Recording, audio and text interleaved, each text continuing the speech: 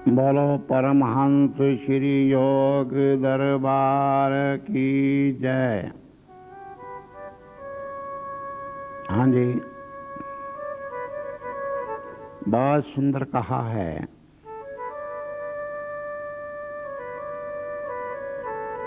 कि गुरबिन माला फेरना, गुरबिन करना दान, गुरबिन दान हराम है ते पढ़ लो वेद पुराण।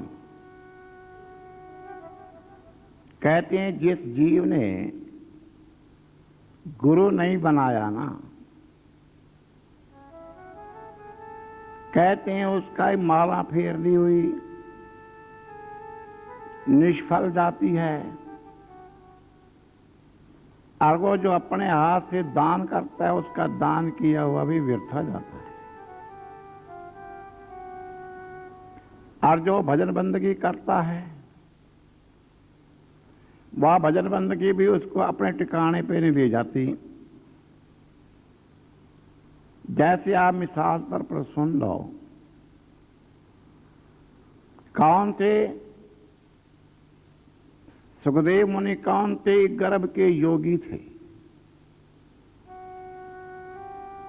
और 12 साल और माता के गर्भ के अंदर रहे। उसका कारण क्या था? एक बार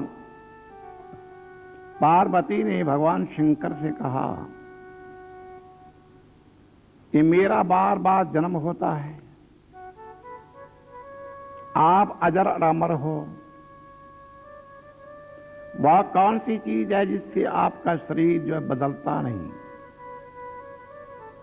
तो आपका शरीर नहीं बदलता, मेरा शरीर बदल जाता है। तो क्या कहा भोले शंकर ने? मेरे पास एक अमर कथा है, जो मेरी इस अमर कथा को सुन लेता है उसका पैदा होना या मृत्यु से उसका छुटकारा हो जाता है। तो पार्वती ने कहा आप मेरे को भी वही अमर कथा सुनाओ। आपने मेरे से धोखा किया, आप अमर रहे और मेरे को 84 में डालते रहे महाराज जी, जबकि मैं आपकी पत्नी हूं। आपका फर्ज था मेरे को भी अमर रखते। अब बात यह बनेगी जब तक मेरे को आप अमर कथा नहीं सुनाओगे तब तक मेरे मन को शांति प्राप्त नहीं होगी। बात कहते हैं क्या हुआ? भोले शंकर जो हैं पार्वती को लेकर के हिमालय में चले गए। वहां एक गुफा थी, एकांत में अमर कथा सुनाने लगे। परंतु बात यह है, ये सत्संग सुनना जो है हर एक के वश का काम नहीं है,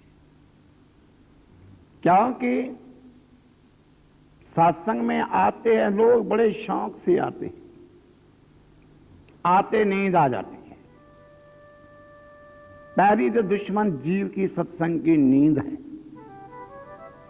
दूसरी दुश्मन जो है सत्संग पे आ गए बातें करते रहे, वो भी एक नींद के बराबर है।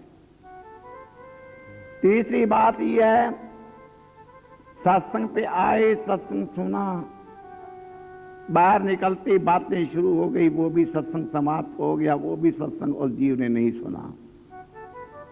चौथा सत्संग आप लोगों ने सुना, समय पर जब अमल करने का टाइम आया संतों ने कहा भाई क्रोध नहीं करना, लोभ नहीं करना, निंदा नहीं करनी, अब बदले वाली भावना मन में नहीं रखनी। ये उपदेश संतों से आप सब लोग सुन के जाते हो। समय आया किसी ने हमें कोई अच्छा कोई कड़वा वचन कह दिया, उससे हम ज्यादा उसको कड़वा वचन कह दिया। या समय पर उसको हमने आके टोक दिया कि तूने भी मुझे बात कही थी, मैं भी ये बात सुन ले। ये भी एक प्रकार की नींद है, जागृति नहीं है। सत्संग उस जीव ने नहीं सुना, बिल्कुल उसके सत्संग पर भी मिट्टी पड़ गई। चौथी नींद है। पांचवा सत्संग वो है, सत्संग पे आए आप बड़ी श्रद्धा से, प्रेम से, आप लोगों ने सत्संग सुना, सुन करके आप अपने घर चले गए। याद रखा, आज मुझे गुरु महाराज जी ने या किसी संत ने ये उपदेश किया था कि क्रोध नहीं करना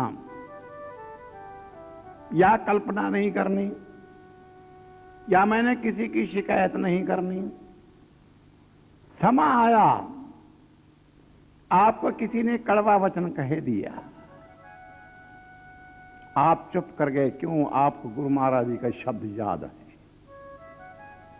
आपको कोई निंदा करने लगे तो आपने कहा भाई मेरे सामने कोई सी की बात ना करो, मुझे गंध ना खिलाओ, क्योंकि किसी की बुराई सुननी या करनी जो है, ये दोनों प्रकार का ये कूड़ा है, दिमाग में बंदे के कूड़ा आ जाता है।